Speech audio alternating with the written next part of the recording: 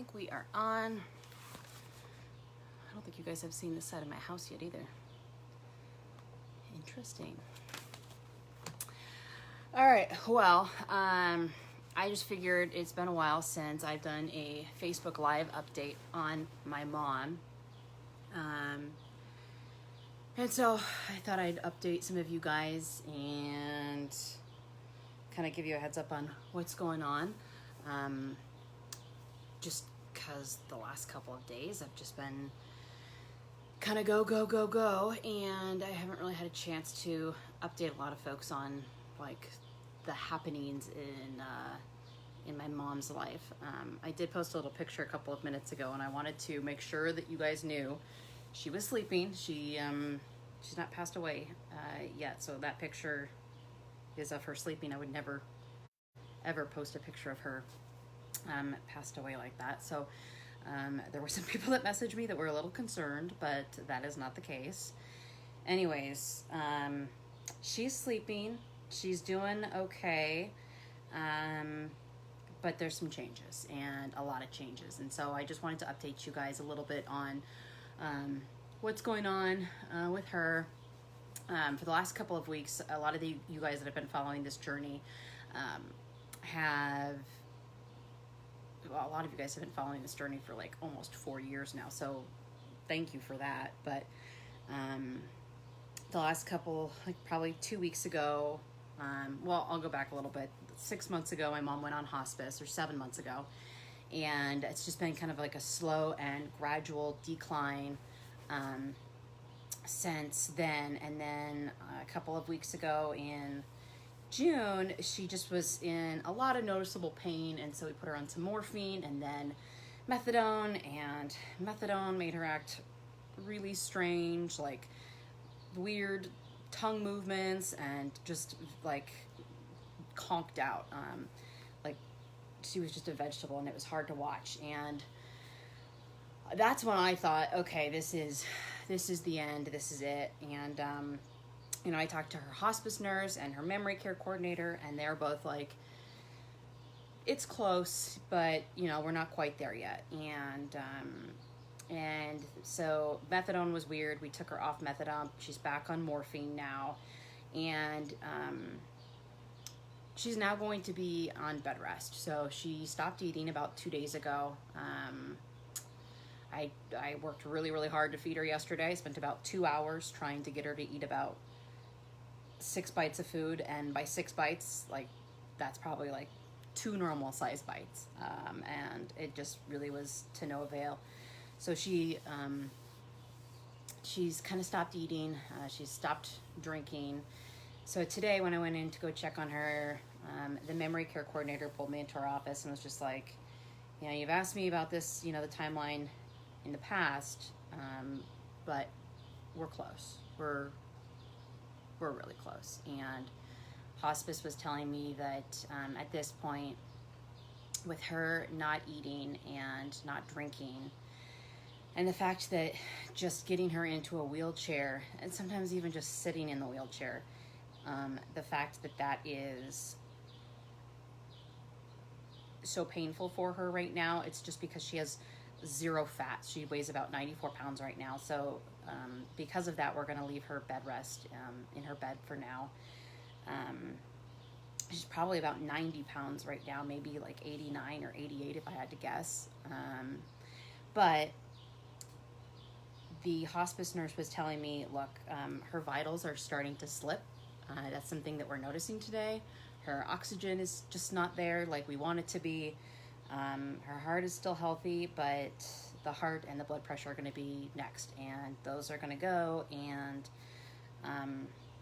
they expect that literally any day now she could start what they call the active process of dying, and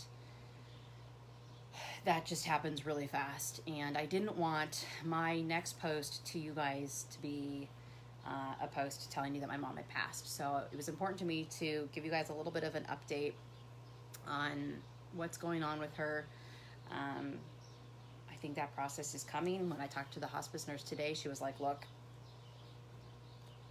it could honestly be today. Like she could be starting that process today, just because she's not eating anymore. So I wanted to tell you guys about that. I also wanted to tell you guys about something that I have not talked about, and something that I kind of mulled over a lot, as far as trying to decide what to do. But I think this whole journey has been, you know, it's been very important to share some of these details that have been a part of our lives. And so when she passes, there's really no official diagnosis of Lewy body dementia until post-mortem. She's been diagnosed 3 times because, you know, once wasn't enough for me, and the second time you don't believe, and then by the 3rd specialist, you're finally like, okay, this is probably real life. This is probably what's happening. But you can't officially know for sure until post-mortem. And, you know, part of this journey and the process is, it's been important to us to kind of share this journey in terms of trying to raise awareness and show people what's going on, and, you know, how it can impact people. But also we want her struggle and her journey to make a difference and to make an impact. And so for that reason, we have decided to go ahead and make a brain donation after she passes. And that was hard for me to kind of determine what to do. I wasn't sure how she would feel about something like that. Ultimately, it came down to a couple of different factors, and that was the fact that my niece, her middle grandchild, was born with half a heart, and so after that, she received a heart transplant, and after that, my mom became a organ donor. And with that, we thought, you know, what better thing to do than to make a donation like that. With something like that, you get a official diagnosis in a brain autopsy. In a report, they do a number of imaging scans. And so what they'll do is they'll take different tissue samples, and they'll make slices and make sort of blocks. We're doing this through the University of Washington, their neuropathology department, Dr. Keen's lab. So what they'll do is, once she passes, it's so weird to be talking about this, by the way. It's eventually it's going to hit me, and I think I'm just sort of on autopilot right now, and I'm just trying to, you know, get through all of this. But so when she passes, there will be someone from a particular service that comes and picks her up, and they will bring her back to the University of Washington. That's where they will do the brain autopsy, and they will remove the brain. And again, that's something I really struggled with. I watch a lot of crime dramas and CSI, and for me, all I could think about was my mom and sitting on a metal sheet and her skull cut open. And that was really graphic, and it was really hard for me to process. But after careful consideration and discussion with my brother and some of my family members, we just decided that would give us some answers, and for me, I think some real closure as far as what happened. We'll see the imaging scans, and what can happen is one brain donation can be used in up to 20 different research projects, and a lot of it here stays local. So we're talking like the Allen Institute, University of Washington Medical Center. There's a lot of different things. In fact, I'll post the link to Dr. Keen's lab, the neuropathology department, in the comment section here in just a little bit. But in the meantime, I just wanted to let you know why we're doing that, a little bit about that decision. It was a decision that I really struggled with for a while. Yes, and two other things I wanted to discuss. Two, I guess, after all of this. I'm like nervous. I've talked to you guys a million times through this journey, and I'm nervous to be on camera right now because I just feel really vulnerable, and it's been just a lot sharing this journey. And I feel like it's kind of coming to an end now, and more on that in a second. But before I forget, I have not addressed the New York City Marathon, and I've been meaning to do so. There's just been a million things going on right now. Obviously, a lot of you guys have heard that the New York City Marathon was postponed because of COVID, but thanks to you guys, I already reached the minimum fundraising goals, which means I'm automatically entered in to run in 2021. So all of that fundraising and all of the donations that I received from you guys, which thank you very much, they're not lost. They're going towards Caring Kind and which was formerly the Alzheimer's Association out in New York City. It's all still there. It's going to be just shifted to the following year. So I did want to let you guys know about that. The other thing is I made a list of things I wanted to. Oh yeah, that. I'm kind of a list person, and I kind of drone on when I'm just feeling awkward. I guess sharing, and I don't know if you guys watched that video that I posted from 2 years ago where I was in my car, and it was just kind of a hard moment, and it sort of ended up being a therapy session with you guys, which I very much appreciated, although it was tough to open up myself and be vulnerable. But I think it's important to share some of the details along the way, because I think that it's something that a lot of caregivers deal with, and the fact that we are kind of drawing to an end here makes me want to, kind of talk about a few things. And that is that, a lot of people are like, isn't it tough, the fact that your mom doesn't remember you? And the reality is it's not, guys. I think that's sort of a natural thing. I've been around Alzheimer's and dementia my whole life.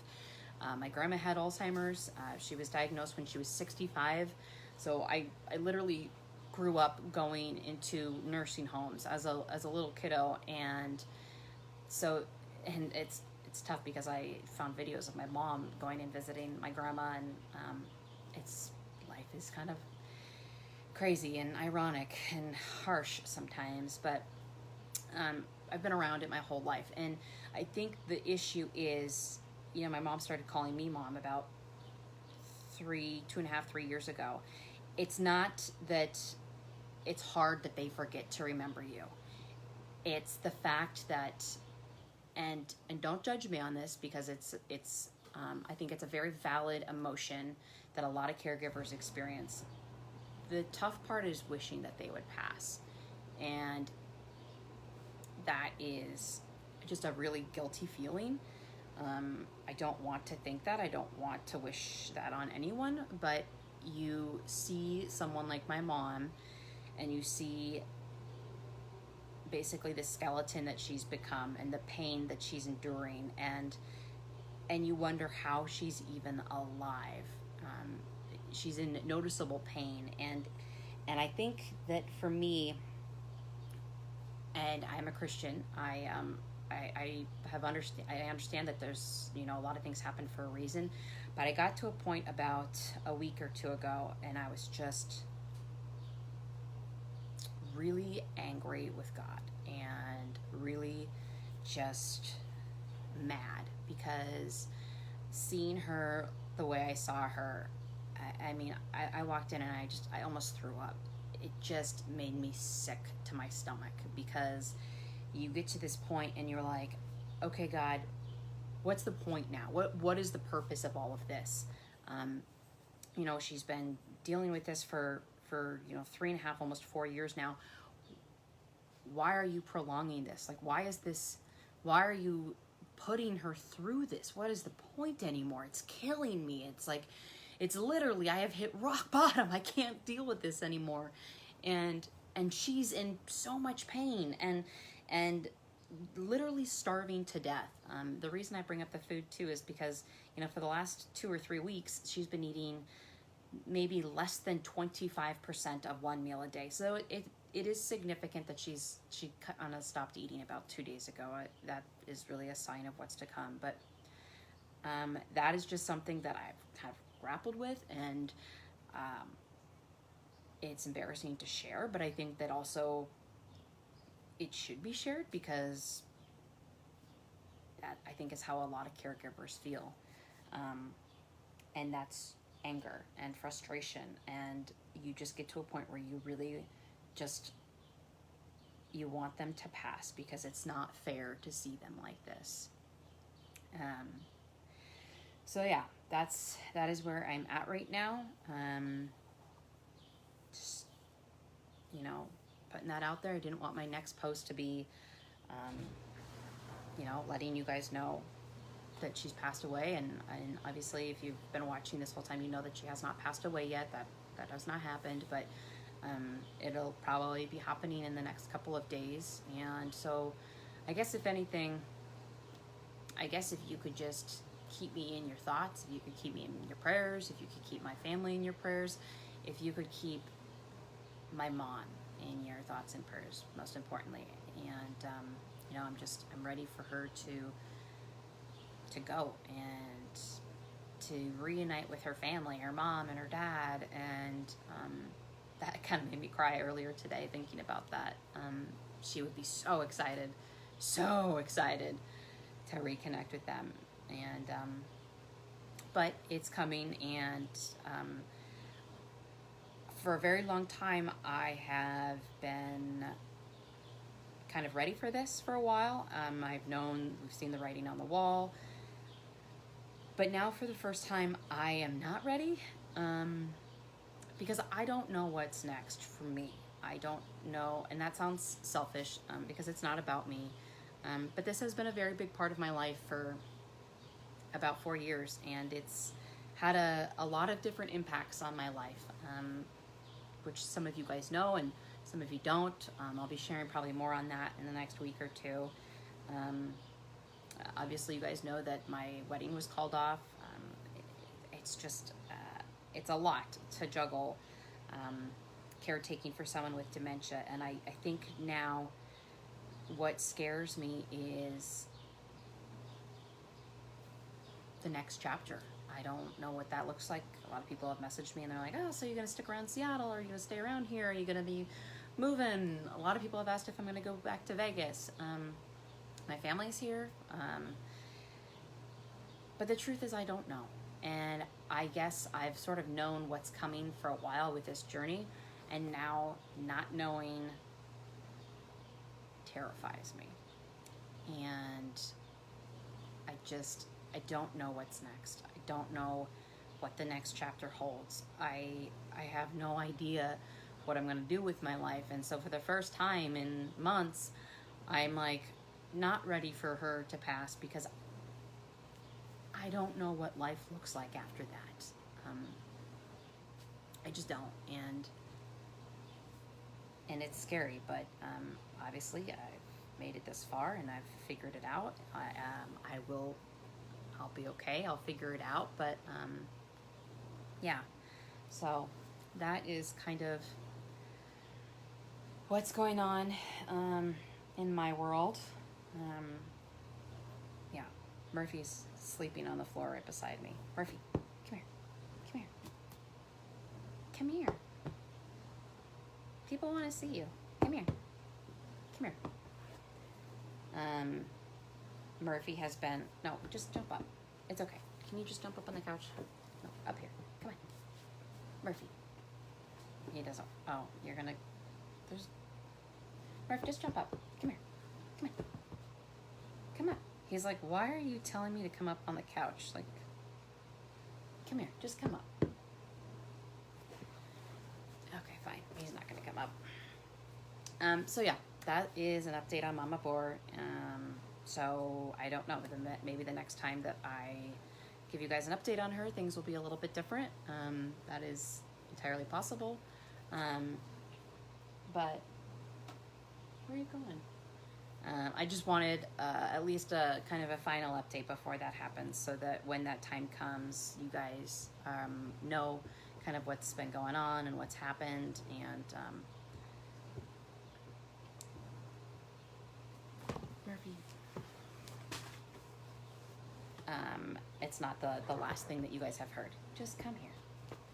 So, yeah, that is life. And that's kind of what's been going on. Murph has been a good little emotional support system for me, but so have you guys. And a lot of you guys have been incredibly encouraging along this journey. A lot of you guys have reached out, sending me messages, and even videos of you with your loved ones, and it has motivated me and inspired me, and it's helped me get through this, because sometimes it can feel very isolating and alone when you're trying to navigate a lot of these things that you just have no idea how to do, and you just sort of go into autopilot. So I really do appreciate all of the messages. I haven't always gotten back to them as quickly as I would like to, but I have seen them, and they have made a real difference in my life. And so I just wanted to say thank you.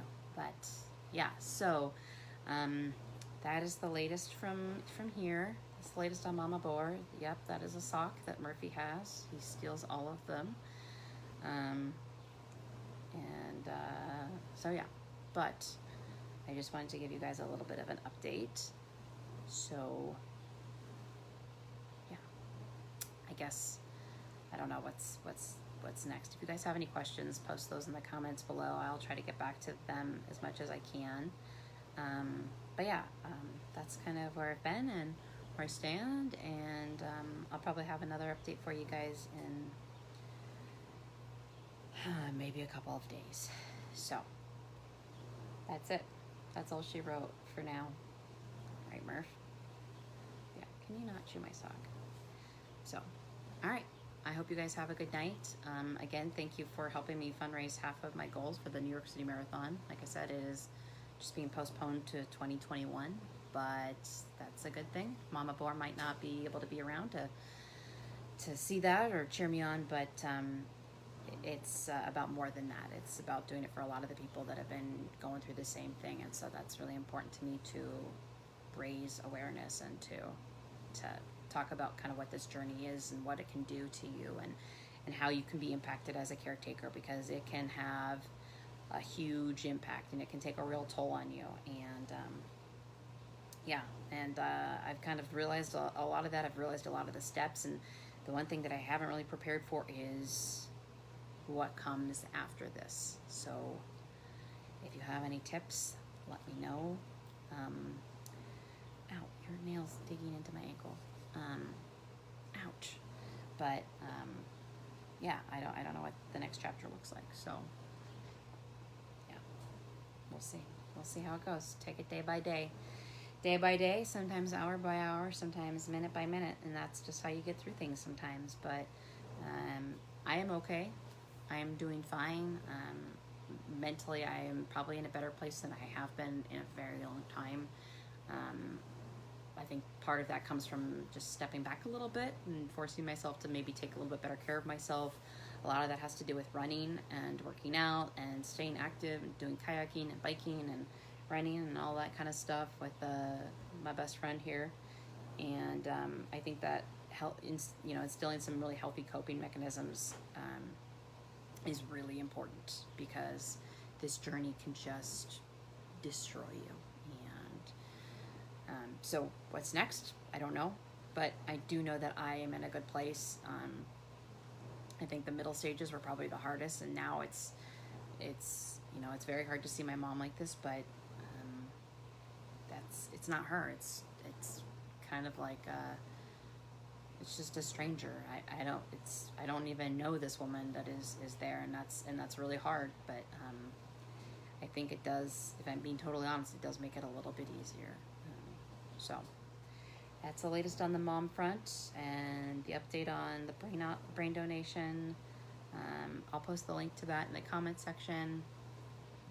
And yeah, so I think that is it. And I will let you guys go. And I'm going, gosh, my hair's just a disaster. I am going to let you guys go. But if you guys have any questions, please feel free to post those in the comment section. And I will get back to you guys. If you shoot me a message, that's totally fine too. I'll respond to all of those. But next couple of days should be interesting. So that's the latest on the home front and the latest on Mama Boar. And thank you for your support.